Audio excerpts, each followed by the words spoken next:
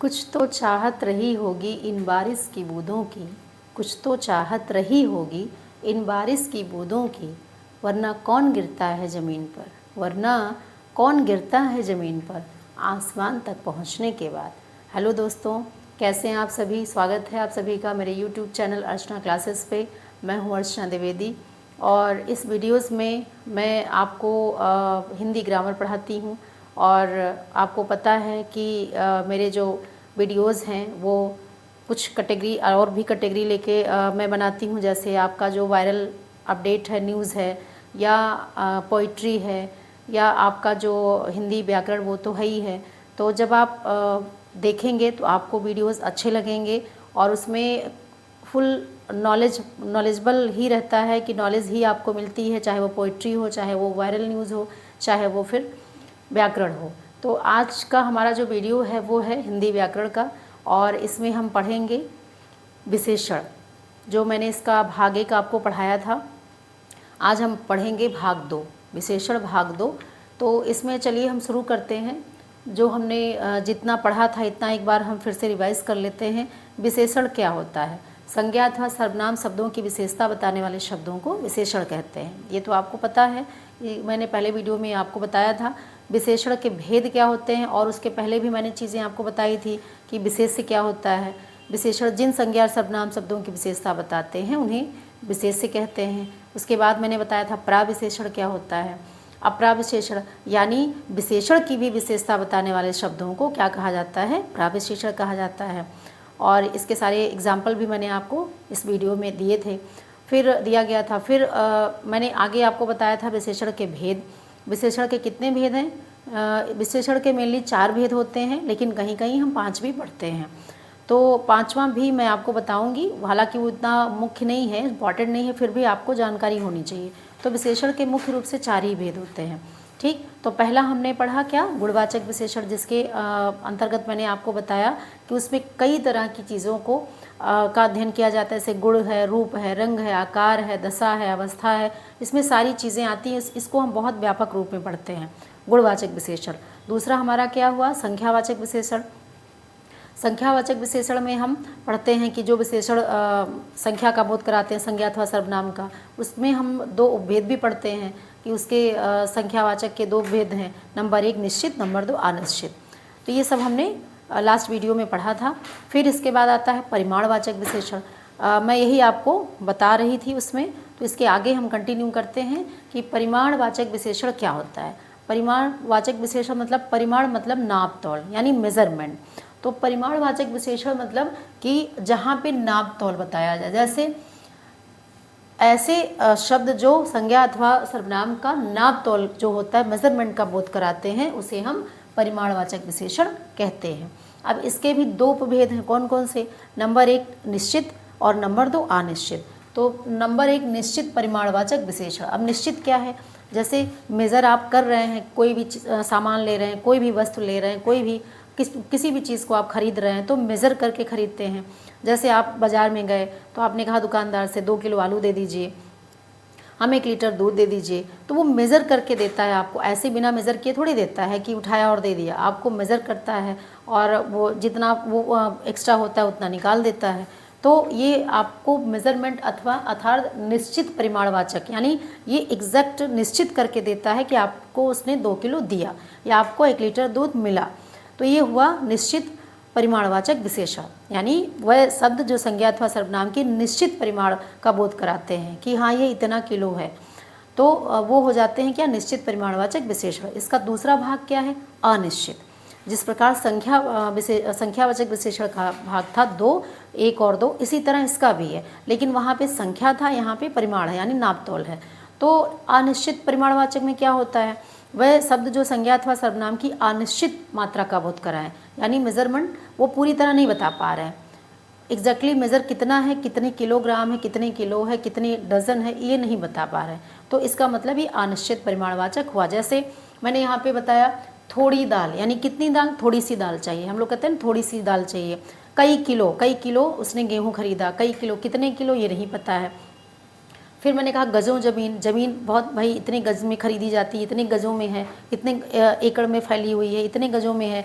तो ये कहने का मतलब इसमें मात्रा का बोध नहीं होता है, मेजरमेंट का बोध नहीं होता है, केवल आप यहाँ एक सस्पेंस क्रिएट करते हैं कि हाँ थोड़ा बहुत ये कहते हैं। तो इसीलिए ये होता है अनिश्चित परिमाणवाचक विशेषण। तो जिस प्रकार हम संख्यावाचक विशेषण में दो भेद पढ़ते हैं उसके, उसी तरह हम इसमें भी पढ़ते हैं परिमाणवाचक विशेषण में इसके दो उपभेद, एक निश्चित और एक अनिश्चित। ये हुआ परिमाणवाचक विशेषण। अब देखिए संख्यावाचक और परिमाणवाचक विशेषण में कुछ मतलब बहुत एक रेयर अंतर है, लेकिन आपको अंतर देखने को मिलता है।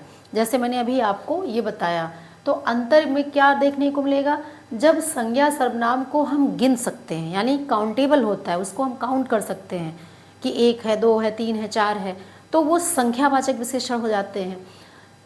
जिन्हें हम गिन नहीं सकते, जिन संज्ञा अथवा सर्वनाम शब्दों को हम गिन नहीं सकते, उनकी संख्या का हम एग्जैक्टली बोध नहीं कर सकते कि ये कितना है एक्चुअल में, मेज़रमेंट करते हैं, उसको मापते हैं, नापते हैं, तौलते हैं, तो ये क्या हुआ, परिमाणवाचक विशेषण। तो मुख्य अंतर इन दोनों में यही है। कभी कभी पूछा जाता है कि इन दोनों में अंतर क्या है, संख्यावाचक विशेषण और परिमाणवाचक विशेषण। तो मेन अंतर इसमें यही है कि संख्यावाचक विशेषण में हम उसकी संख्या का एग्जैक्टली नंबर बता सकते हैं कि ये इतना है, लेकिन परिमाणवाचक में क्या है कि हम ऐसा नहीं कर सकते। तो ये दोनों में अंतर है। अब इसके आगे हम देखते हैं, इसके आगे है नंबर 4 जो हमारा है वो सार्वनामिक विशेषण है। नंबर 4 सार्वनामिक विशेषण। सार्वनामिक विशेषण क्या होता है, बड़ा ही इंपॉर्टेंट विशेषण है। तो जब विशेषण सर्वनाम या संज्ञा, चाहे संज्ञा पहले कहिए सर्वनाम पहले कहिए, कोई दिक्कत नहीं, जब विशेषण सर्वनाम या संज्ञा से पहले लगकर उसकी विशेषता बताता है तो वह सार्वनामिक विशेषण कहलाते हैं। अब यहाँ पे ध्यान देने की बात है कि जब विशेषण सर्वनाम या संज्ञा से पहले लगा हुआ आपको मिले, ये विशेषण जो है सर्वनाम या संज्ञा से पहले लगा हुआ मिले और उसकी विशेषता बताए, तो वो सार्वनामिक विशेषण क्या कहलाता है। जैसे वह लड़कियां जा रही हैं, अब लड़कियां क्या है, वो संज्ञा है, जातिवाचक संज्ञा है, और संज्ञा से पहले क्या लगा, वह, और वह क्या है, सर्वनाम है। तो संज्ञा से पहले जो सर्वनाम लगा वो सार्वनामिक विशेषण कहलाया और वो लड़कियों की विशेषता बता रहा है। वह लड़कियां जा रही हैं, लड़की, यह लड़की सुंदर है, तो यह शब्द क्या हो गया, सार्वनामिक विशेषण हो गया। क्यों, क्योंकि यह संज्ञा से पहले लगकर बताया गया। कोई आदमी, अब यहाँ पे कोई शब्द क्या है, ये भी सार्वनामिक विशेषण है। क्यों, क्योंकि आदमी क्या है, जातिवाचक संज्ञा है और संज्ञा से पहले ये सर्वनाम आया, तो इसीलिए ये सार्वनामिक विशेषण कहलाया, क्योंकि ये संज्ञा की विशेषता बता रहा है। कोई आदमी जा रहा है, यह लड़की सुंदर है, वह लड़कियाँ जा रही हैं। तो इस प्रकार कहने का मतलब है कि सर्वनाम तथा ये क्या होता है, विशेषण, जब विशेषण सर्वनाम या संज्ञा से पहले लगकर उसकी विशेषता बताते हैं तो वे सार्वनामिक विशेषण कहलाते हैं। ठीक, अब हम थोड़ा सा इसमें और नज़र डालते हैं, सर्वनाम तथा सार्वनामिक विशेषण में अंतर क्या है। भाई आप सर्वनाम इसके पहले पढ़ चुके हो और मैंने भी अपने वीडियो में आपको बताया है सर्वनाम क्या होता है, तो आप हमेशा उसकी परिभाषा बोलते हो कि संज्ञा के स्थान पर प्रयोग किए जाने वाले शब्दों को सर्वनाम कहते हैं।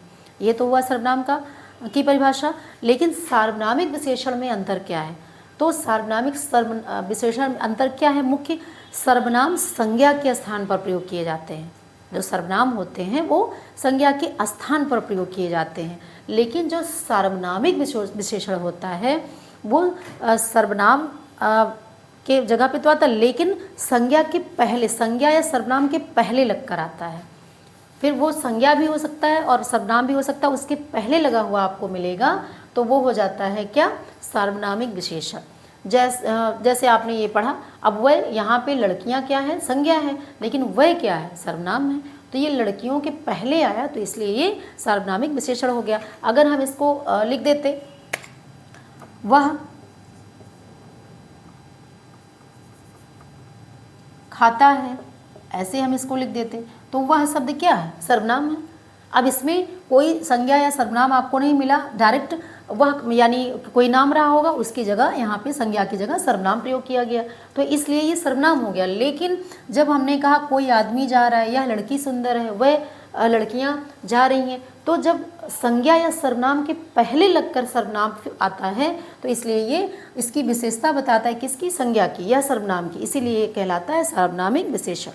तो इस तरह इसकी जो डिफरेंसेस हैं इसके, इसको भी आपको जानना चाहिए, इसीलिए मैंने इसको आपको बताया। अब देखिए हम यहाँ पे देख लेते हैं विशेषण की अवस्थाएं, ये भी बहुत इंपॉर्टेंट होता है विशेषण की अवस्थाएं। तो मुख्य रूप से या तुलना की दृष्टि से विशेषण की कितनी अवस्थाएं होती हैं, 3 अवस्थाएं होती हैं। मुख्य रूप से या तुलना की दृष्टि से हम उनकी 3 अवस्थाएं बता सकते हैं। नंबर 1, पहली अवस्था जो होती है मूलावस्था। मूलावस्था, अब इसको हम मूला अवस्था भी लिख सकते हैं, मूलावस्था भी लिख सकते हैं, उसको मिक्स करके। उसी तरह जैसे मैंने लिखा दूसरा क्या है, उत्तरावस्था, तीसरा क्या है, उत्तमावस्था। तो ये आप मूलावस्था यानी जो मूल शब्द हमारे होते हैं, जैसे हमारा ये जो उच्च है ये मूल शब्द है, उच्च और एक विशेषण है, ये भाई विशेषण ऊंचा नीचा, तो ये उच्च शब्द है, ये पहला तो विशेषण है और दूसरा ये मूल है। अब इसमें जब हमें उत्तरावस्था बनाना हुआ तो हमने इसमें क्या जोड़ा, तर जोड़ा, यानी तर जोड़ा और बन गया ये उच्चतर। फिर उसी तरह अगर हमें उत्तमावस्था बनाना हुआ तो हमने इसमें क्या जोड़ा, तम जोड़ा, तो ये बन गया उत्तमावस्था। जैसे आप अंग्रेजी में पढ़ते हो सुपरलेटिव डिग्री, तो लास्ट वाला आप कहते हो ना सुपरलेटिव डिग्री, तो सबसे, गुड, बेटर, बेस्ट, तो ऐसे इसमें हिंदी में भी अवस्थाएं होती हैं, 3 अवस्थाएं होती हैं, मूला अवस्था, उत्तरावस्था और उत्तमावस्था। और ये बनाना बहुत आसान है।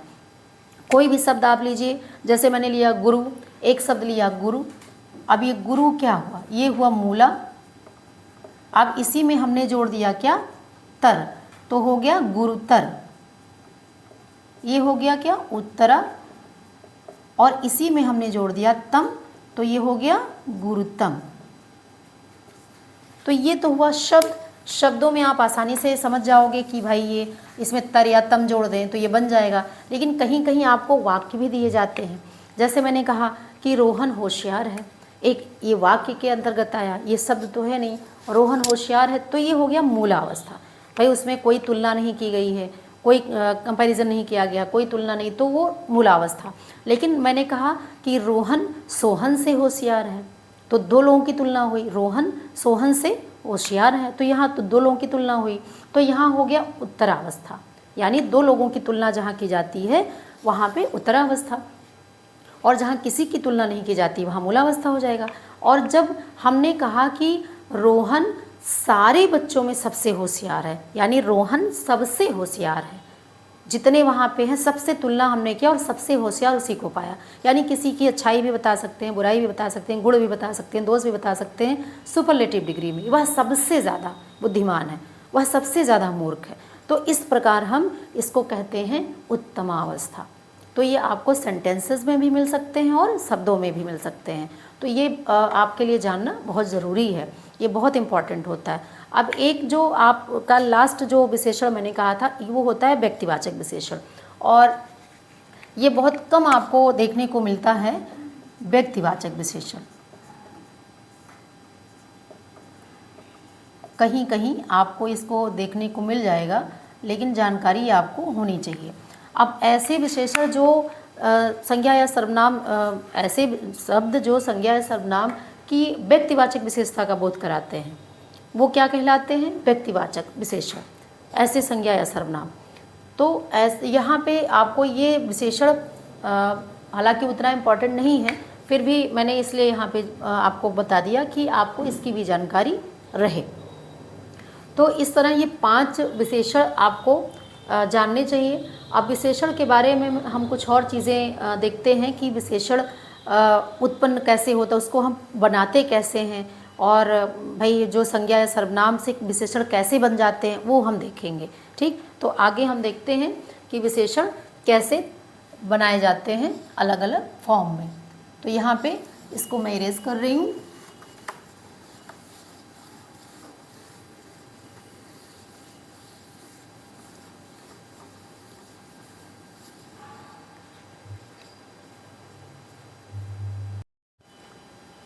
तो हम देखते हैं फिर विशेषण शब्दों की रचना कैसे होती है। और जैसे मैंने कहा कि आपको 5 विशेषण कहीं कहीं मिलते हैं, तो और कहीं मेनली तो 4 ही होते हैं, लेकिन 5वां भी आपको जानना जरूरी है। तो जो 5वां मैंने अभी बताया व्यक्तिवाचक विशेषण, तो ये विशेषण क्या होते हैं? जो विशेषण शब्द व्यक्तिवाचक संज्ञा से बनते हैं, व्यक्तिवाचक संज्ञा से बनकर तैयार होते हैं और अन्य संज्ञा या सर्वनाम की विशेषता बताते हैं, उन्हें हम क्या कहते हैं? व्यक्तिवाचक विशेषण। अब जैसे एक स्थान में आपका हुआ कश्मीर, कश्मीर से आपने कहा भाई ये कश्मीरी शॉल है, ये तो कश्मीरी है। तो पंजाब से आपने कहा पंजाबी है, भारत से भारतीय हो गया, जापान से जापानी हो गया। तो कहने का मतलब कि ये व्यक्तिवाचक संज्ञाएं थी, लेकिन अब हम इनको क्या कर दिया, हमने अन्य संज्ञा या सर्वनाम की विशेषता बताने के लिए हमने इसको यूज़ किया, तो इसीलिए हो गया ये व्यक्तिवाचक विशेषण हो गया। तो ये आपको मतलब हमेशा नहीं मिलता, कहीं कहीं आपको ये मिल सकता है, तो इसकी भी जानकारी आपको होनी चाहिए। अब आगे चलते हैं कि विशेषण शब्दों की रचना कितने प्रकार से होती है? 2 प्रकार से होती है। कौन कौन से? नंबर 1 मूल विशेषण। मूल विशेषण क्या है? अब मूल विशेषण जैसे आपने कहा ऊंचा, नीचा, पतला, दुबला, हरा, नीला, ये पहले से ये विशेषण शब्द आपको विशेषता बता रहे हैं कि हाँ ये हरा है, ये नीला है, ये मूल विशेषण। इसमें कुछ आपने जोड़ा घटाया नहीं, ये मूल शब्द हैं, मूल विशेषण है। अब दूसरा जो हम बताएंगे व्युत्पन्न विशेषण। अब ये व्युत्पन्न क्या होता है? व्युत्पन्न मतलब होता है जो किसी और से उत्पन्न हुआ हो, जो कहीं और से लिया गया हो, कहीं और से आया हो। तो इसका मतलब व्युत्पन्न विशेषण कि इसको हम किसी और से बनाते हैं।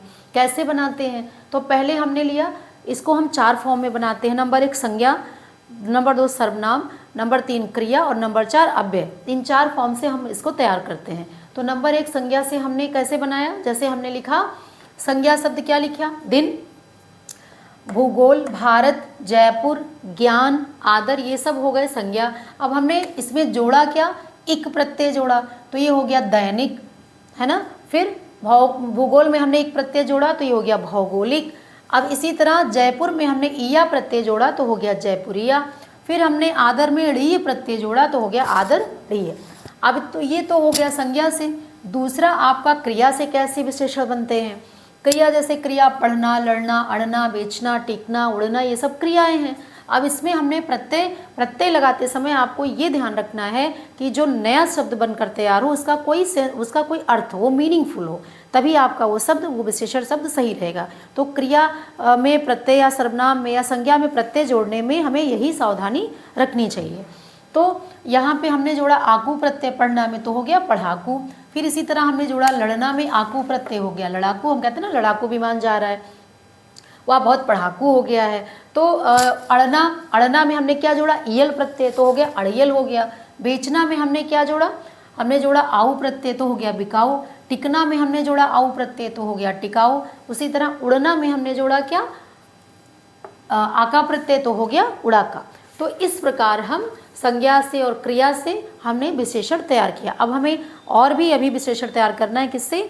सर्वनाम से और अव्यय से। तो वो हम देख लेते हैं। अब इसको मैं यहाँ इरेज कर देती हूँ और अगला जो हम लिखते हैं वो है हमारा सर्वनाम से। सर्वनाम से हम विशेषण कैसे बनाते हैं? जैसे आपने कहा हम, अब ये हो गया हमसा, इसमें सा प्रत्यय जोड़ के हमसा बना सकते हैं, रा प्रत्यय जोड़ के हमारा बना सकते हैं, है ना। तो ये हो गया तुमसा। इसी तरह तुम शब्द में जोड़ सकते हैं, तुमसा हो गया, तुम्हारा हो गया, है ना। इस तरह हम सर्वनाम में भी बहुत सारे शब्दों में ऐसे हम जोड़ के और बना सकते हैं क्या? सर्वनाम से विशेषण हम बना सकते हैं। जैसे हमने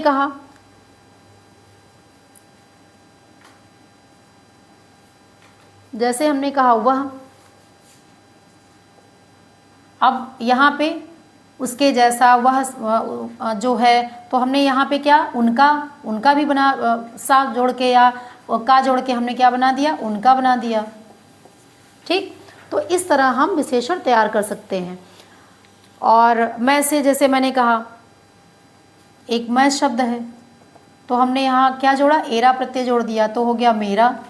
तो इस तरह हम सर्वनाम में प्रत्यय जोड़ के अपने अकॉर्डिंग उपयुक्त प्रत्यय जोड़ के हम यहाँ पे विशेषण तैयार कर सकते हैं। अगला हमारा क्या है? अगला है अव्यय से। अव्यय मतलब मैंने आपको बताया था, अव्यय का मतलब क्या होता है? अव्यय मतलब जिसमें कोई व्यय ना हो, व्यय मतलब कोई बदलाव ना हो, कोई परिवर्तन ना हो, कोई विकार उत्पन्न ना हो, वही होता है अव्यय। अव्ययी भाव समास में आपने पढ़ा होगा और इसी पे इसका नाम पढ़ा है। और अविकारी, विकारी शब्द भी पढ़ा होगा। तो विकारी शब्द में यही आता है कि जिसमें कोई परिवर्तन ना हो, अव्यय शब्द वही कहलाते हैं। और इसके 4 फॉर्म भी होते हैं, ये भी आपको पता होगा। तो चलिए अव्यय से कैसे बनाते हैं। जैसे एक शब्द है नीचे, अब इसमें हमने जोड़ा ला प्रत्यय, तो क्या हो गया? निचला हो गया, है ना, निचला। तो इस तरह जो अब नीचे शब्द में कोई बदलाव नहीं होगा, लेकिन उसमें हम अपने अकॉर्डिंग प्रत्यय जोड़ के उसमें हम बना सकते हैं। निचला हो गया। फिर आपको जैसे भीतर, एक शब्द है भीतर, भीतर शब्द में आपने जोड़ा री प्रत्यय, तो आपका हो गया भीतरी। ऊपर शब्द में आपने क्या जोड़ा? री प्रत्यय, तो आपका हो गया ऊपरी। बाहरी, भीतरी, बाहर में भी आपने री प्रत्यय जोड़ दिया तो हो गया बाहरी। तो ये हो गया अव्यय से। अव्यय मतलब कि जो पहला शब्द है इसमें कोई बदलाव नहीं आएगा, पहला शब्द इसमें कोई विकार या बदलाव नहीं आएगा और ये विशेषण में कन्वर्ट भी हो जाएगा। तो यही होता है अव्यय से हम विशेषण कैसे तैयार करते हैं। तो इस प्रकार हम इन 4 फॉर्म से विशेषण तैयार कर सकते हैं, संज्ञा से, सर्वनाम से, क्रिया से और अव्यय से। तो ये आपको जानना इसलिए ज़रूरी है क्योंकि बहुत ऐसे शब्द मिलते हैं आपको जिससे आपको विशेषण तैयार करना रहता है। बच्चों को, स्पेशली स्टूडेंट्स, आपको ऐसे दिए जाते हैं, एग्ज़ाम में भी दिए जाते हैं कि इन शब्दों को विशेषण के रूप में बनाइए, संज्ञा शब्दों से विशेषण तैयार कीजिए। तो आपको ये जानकारी होनी चाहिए कि हम कौन सा प्रत्यय या क्या जोड़ें, कैसे, कौन सा प्रत्यय इसमें फिट बैठेगा कि हमारा विशेषण शब्द बनाएगा। तो ये जानकारी बहुत इंपॉर्टेंट है। तो फ्रेंड्स, ये आज का जो टॉपिक था विशेषण, ये मैंने आपको पूरी तरह समझाने की कोशिश की। जो इसमें जितने पॉइंट्स बनते थे मैंने सब आपको डीपली बताने की कोशिश की है। इसके अलावा अगर आपको कोई डाउट होगा, कोई क्वेरीज होगी, तो आप कमेंट सेक्शन में जाके टाइप करिएगा और वीडियो में फिर उस पर बनाऊँगी, आपके सामने उसको फिर लाऊँगी। और ये पूरे टॉपिक में ऐसा कुछ आपको नहीं छूटा है कि जो आपने इसको नहीं पढ़ा है। हर जगह इससे ज़्यादा कुछ नहीं होता है, विशेषण में यही होता है। विशेषण की परिभाषा होती है, प्राविशेषण क्या होता है और विशेष्य क्या होता है, भेद क्या होते हैं और उसकी अवस्थाएं कौन सी होती हैं, ये सारी चीज़ें विशेषण में आपको बताई जाती हैं। जो जितना होता है मैंने ऑलमोस्ट सब बता दिया है आपको। तो फिर मिलते हैं एक नए और फिर हिंदी व्याकरण में एक नए टॉपिक के साथ, एक नए वीडियो के साथ। और आई होप कि आपको वीडियो ये पसंद आया होगा। अगर वीडियो पसंद आए तो इसको लाइक करिए, सब्सक्राइब करिए और कमेंट्स भी ज़रूर करिए, शेयर भी करिए, अपने दोस्तों को भी बताइए। और जब आप ये चीज़ करते हैं, शेयर करते हैं, कमेंट करते हैं, तो उत्साह बढ़ता है, फिर अगला वीडियो और अच्छे से बनाने का मन करता है। तो फ्रेंड्स, ये जो वीडियो है इसको आप पूरा देखिएगा, अंत तक वॉच करिएगा, तभी आपको समझ में आएगा। मिलते हैं नेक्स्ट वीडियो में, तब तक के लिए खुश रहिए। Bye bye.